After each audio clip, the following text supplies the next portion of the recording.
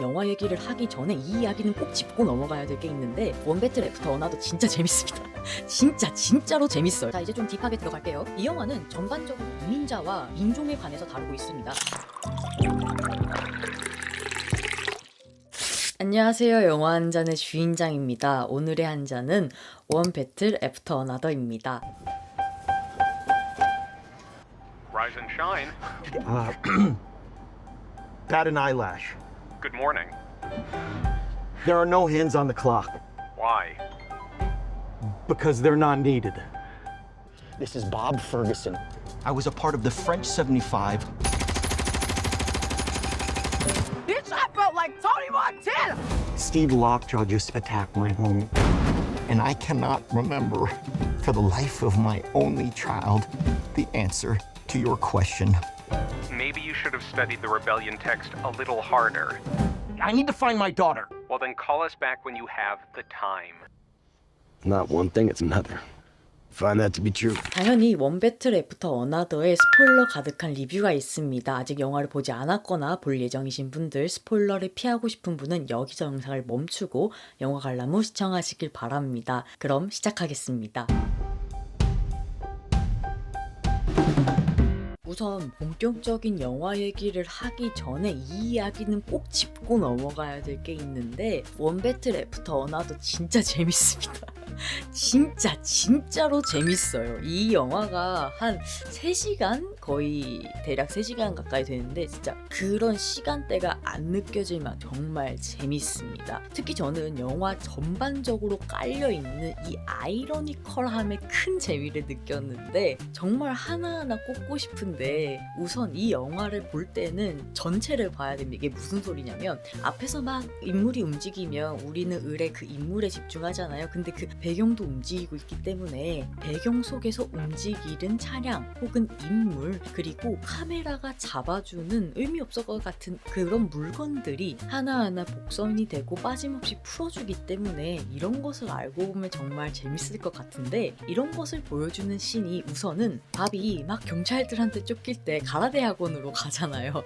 이때 가라데 학원 안은 굉장히 험하고 조용하고 아무도 없는데 밖에는 막 삐용삐용 사이렌 소리가 울리고 막 시끌벅적하고 난리잖아요. 이때 추적을 막기 위해서 밥은 자기 휴대폰을 사용해야 된다면서 충전하는 그 전기 콘센트를 찾아다닙니다. 그래서 그 센세의 집에 가게 되는데 이때 밖은 급작스러운 이민자 단속 때문에 소란스럽고 군대와 경찰이 시위대를 진압하려고 하고 시끌벅적한데 정작 이 극을 이끌어 나가는 한 축인 밥은 소파에 앉아가지고 휴대폰을 충전하면서 프렌치 75 전화원하고 코드 때문에 입씨름을 하면서 있는 게 정말 답답하고 웃겼습니다. 도대체 그 코드가 뭐길래 도대체 몇 시길래 나한테 이러냐면서 제발 오해를 풀자고 하는데 안 되니까 막 협박도 하고 프로토콜 같은 걸 발동을 해서 그 윗선 불러와라 막 이렇게 합니다. 근데 이 센세가 그걸 다 듣고 있거든요. 그러니까 센세도 약간 농담식으로 밥이 몇 시인데 나 몇 시인지 모르겠어 라고 하니까 센세가 8시 15분이야 라고 던지는 농담도 참 웃겼습니다. 그리고 또 저에게 그런 개그 포인트 중에 하나였던 게 밥의 무능함에 있습니다. 밥은 16년이 지나서 현역이 아니고 그동안 약과 술에 찌들어서 산 아저씨거든요. 그래서 그런 아저씨가 훈련을 받은 대로 척척척척척 해가면 오히려 웃기잖아요. 그런 모습을 전혀 보여주지 않고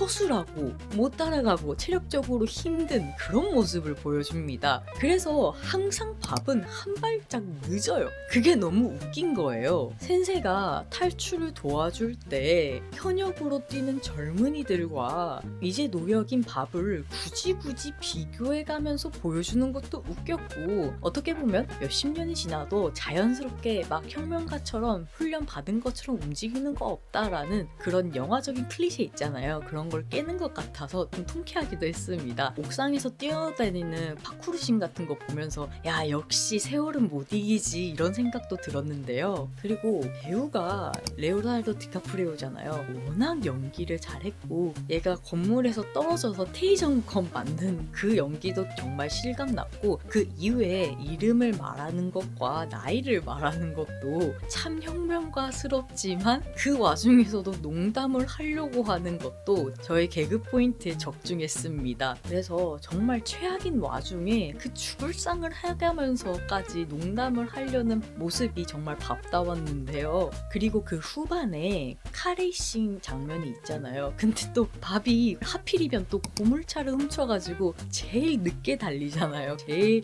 급한데 제일 늦게 달리는 아이러니함도 참 웃겼습니다. 이러한 아이러니함에서 오는 코믹한 부분도 있지만 등장인물과 관객의 정보 기대층으로 인한 긴장감을 형성하는 것도 훌륭했는데요. 예를 들어서 하워드 서머빌이 존 록조에게 잡힐 때 배경을 보면 흐릿하지만 그를 쫓아다니는 그 흰색 차가 있거든요. 그 흰색 차와 윌라 퍼거슨이 수녀원에서 잡힐 때 그 뒤에 배경에 문이 하나 걸려 있는데 그 문에서 재빠르게 움직이는 그런 군인의 모습들 정도가 있겠습니다. 이러한 아이러니함과 긴장감을 극대화시키는 것이 바로 음악의 활용입니다. 진짜 음악이 엄청 페스츄리 겹처럼 겹겹이 쌓여가지고 몰입감을 극강으로 몰아붙이는데 한몫을 하거든요. 제가 메가박스 돌비관에서만 2번을 봤는데 이 영화가 3시간 가까이 된다 그랬잖아요. 그 시간이 무색하게 느껴질 정도로 몰입감이 대단했고 그 몰입력을 줄 수 있는 요소 중에 하나가 음악이라고 봅니다. 어떠한 음악이 흐르고 인물이 이 음악과 함께 움직이다가 킥이 되는 음악이 한번 자연스럽게 딱 섞여요. 근데 그 음악을 따라서 진행하다 보면 자연스럽게 사건이 바뀌어져 있고 진행되는 그런 씬들이 정말 일품이었습니다. 그런 부분을 극대화해서 보여주는 게 바로 후반부의 카 체이싱 장면입니다.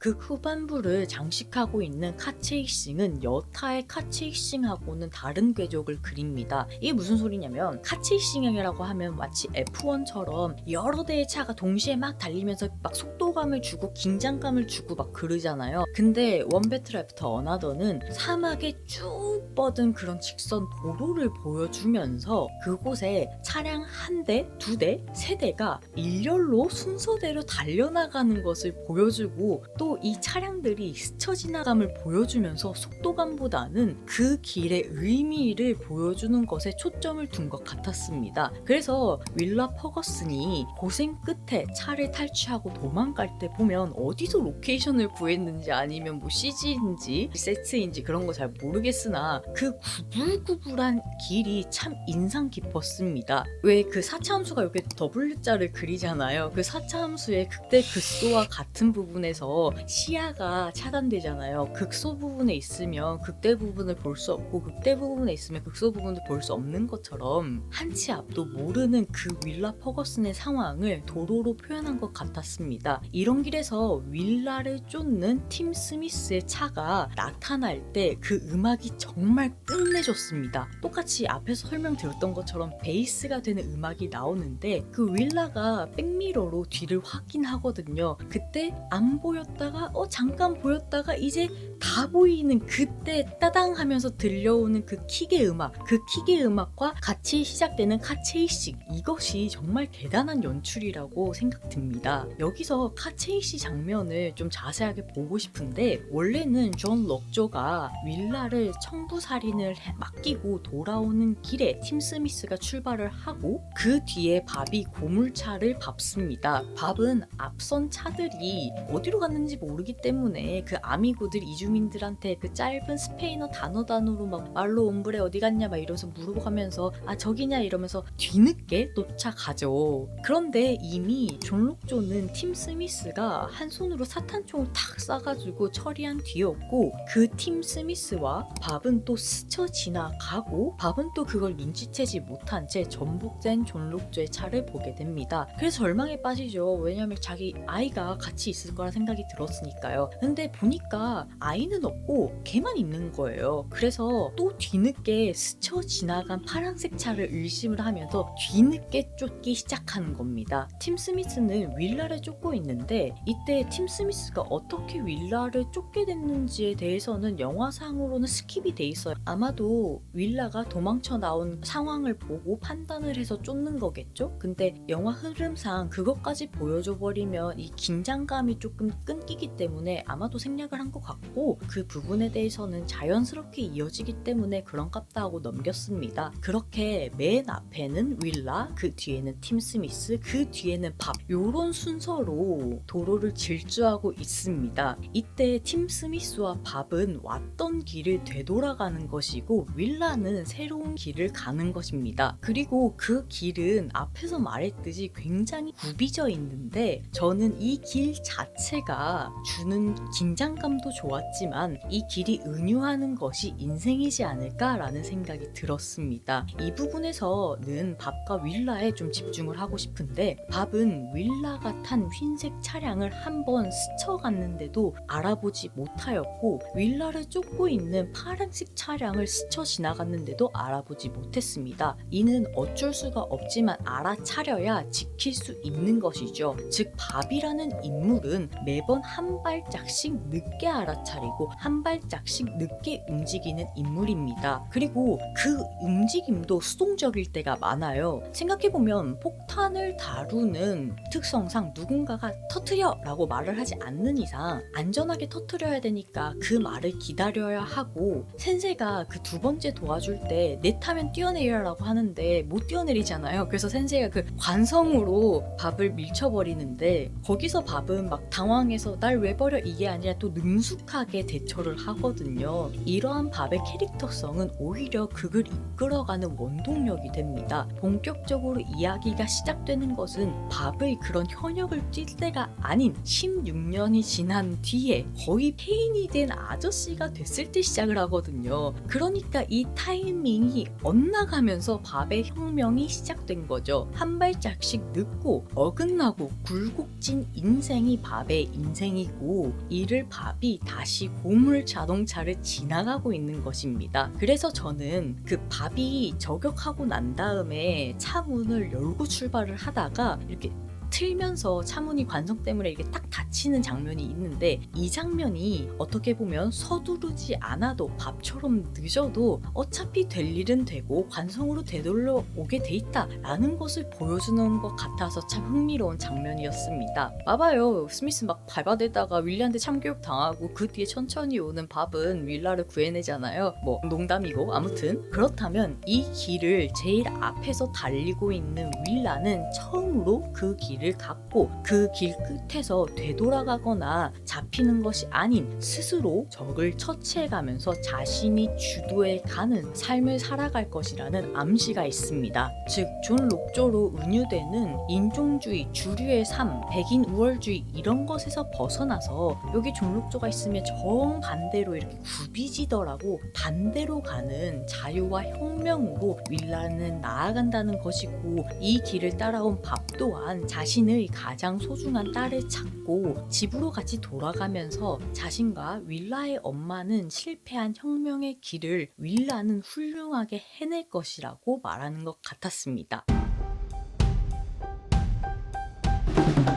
자, 이제 좀 딥하게 들어갈게요. 이 영화는 전반적으로 이민자와 인종에 관해서 다루고 있습니다. 요즘 트럼프 대통령이 다시 집권하면서 이민자 문제가 불거지고 있는데 미국은 멜팅 팟이라고 불린 만큼 다양한 문화권과 인종의 사람들이 모여서 살고 어쩌면 그것이 미국의 특성일 수도 있습니다. 하지만 각국에서 집권하는 정당들을 좀 보자면 극단에 가까운 정당 혹은 지도자가 권력을 잡는 경우가 왕왕 있는데 그리고 이상할이 많지 전쟁도 많이 일어나고 있습니다. 이렇게 국제 정세가 불안정할수록 자국민을 먼저 챙기고 경기가 안 좋아질수록 사람들이 여유가 없어지기 때문에 자기 밥그릇을 먼저 챙기기 마련입니다. 이걸로 뭐라고 말 못해요. 근데 저는 여유에서 공감과 이해가 온다라고 생각하는 사람이어서 그런지 딱 이러한 현재 국제 정서를 종합해서 봤을 때 든 생각은 야 와, 극단의 정당이 해먹기 딱 좋겠네 였습니다. 실제로 그렇게 해먹은 정당이 있죠. 바로 국가사회주의 독일 노동자장. 네, 모두가 알고 있듯이 그 히틀러가 집권한 나치당 맞습니다. 여담이지만 이 나치당은 투표로 공정하게 선출된 당입니다. 그래서 사회가 어지러울수록 정신을 똑바로 차려야겠죠. 뭐 아무튼 이러한 저의 장대한 뇌피셜을 늘어놓은 이유는 원배틀 애프터 어나더가 딱 이러한 고질적인 미국의 문제를 꼬집어서 풍자하고 있기 때문입니다. 백인 우월주의, 그 중에서도 Son of a Nation이라고 하는 순수한 미국인들로 이루어진 크리스마스 모험가 클럽은 보면 그 계층 피라미드에서 최고점에 있는 것 같습니다. 그래서인지 메인 빌런인 존 록조가 그 클럽에 들어가고 싶어서 안달이 나 있는데 자신의 우월성과 신분의 차이를 보여주고 싶어서죠. 근데 감독은 이 이름부터 우스꽝스럽게 지으면서 조롱하고 있는 겁니다. 아니 솔직히 너무 유치하잖아요. 크리스마스 모험가 클럽이 뭡니까 도대체? 왜 퀘인틴 타란티노의 장고에서 KKK단이 그 복면을 쓰고 그 장고 덮치겠다고 막 모여들어서 왁자지껄 하는 모습이 나오잖아요. 그때 진짜 오합지졸로 나오고 치졸하게 나오잖아요. 그거랑 비슷해요. 모여서 인사를 하는 게 메리 크리스마스라뇨. 그리고 또 성 니콜라스를 기리면서 이 삼각형 만드는 거 도대체 뭡니까? 뭔가 이거 크리스마스 트리예요? 굉장히 인종적이면서 위선적인 단체죠. 그리고 거의 나치급의 그런 인종주의를 보여줘요. 존 록저가 혼외자가 있다라는 것을 알고 깔끔하게 처리 안 하는 것. 근데 이것도 아니 15년 전 정글 푸시의 그 기록은 어떻게 알았는지 진짜 정보력 하나는 끝내주죠. 아무튼 그 정보로 존 록저가 윌라를 먼저 없애려고 하고 밥과 윌라가 있는 그곳에 군을 파견하기 위해서 마약 거래 정황이 있다면서 어떤 치킨 공장을 급습을 하는데 이게 치킨 공장인 것도 웃긴데 그 치킨 공장의 오너가 하필이면 또 그 크리스마스 모험가 클럽의 회원이었던 거예요. 그래서 그 존 록조가 오히려 그 공장을 급습을 한 것이 독이 되어서 자신에게 돌아오게 되는 건데 그 오너는 뭐라고 말하냐면 존 록조가 단속한 그 이민자들이 다시 그냥 공장에 와서 값싼 노동력으로 일을 해주길 원하고 있다라고 말을 하거든요. 그래서 이 행동이 크리스마스 모험가 클럽에서는 마음에 안 드는 겁니다. 그리고 흑인과 뭐 관계를 맞아서 탄생한 홍해자고 있고요. 그 행동 때문에 존 록조는 암살자가 붙기도 해요. 이런 우스꽝스러운 인종주의적인 집단과 반대의 대척점에 있는 것이 프렌치 75로 나타내는 이민자 집단입니다. 이 집단은 굉장히 진보적이고 폭력적이에요. 허비디아 베벌리 힐스는 초반의 주인공이자 모든 사건의 시발점입니다. 그 누구보다 혁명을 외치고 극단적으로 나섰지만 실패했고 조직원들을 위험에 내모는 배신자가 되어서 홀로 멕시코로 떠났죠. 여기서 그의 애인이자 폭탄 전문가로 활동했던 것이 밥입니다. 이 집단을 보면 대부분이 유색 인종입니다. 몇몇을 제외하고는 유색 인종이고 백인이라고 해도 적극적으로 이 활동에 참여합니다. 대표적인 게 밥이죠. 근데 이 밥이란 인물은 백인이면서 말투를 잘 들어보면 말투는 딱 흑인이에요. 말에서 요 호미 뭐 바리 이러면서 이런 추임새를 막 넣어가고 스페인 단어도 단어